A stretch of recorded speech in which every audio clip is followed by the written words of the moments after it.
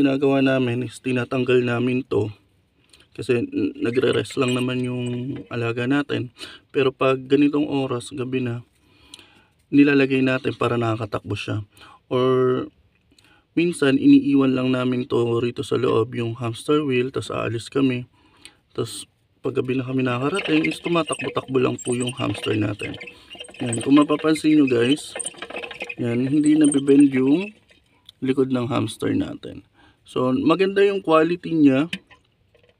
Sa mga gustong bumili ng hamster wheel, ganito po yung hanapin nyo.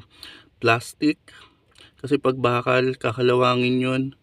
Masyadong rusty yun. Tapos minsan ginangat-ngat yun ng hamster natin. Kung may coating, nawawala yung coating niya. At the same time, hindi siya advisable na gamitin para sa hamster natin. Lalo na yung may mga butas-butas. So pili tayo ng solid na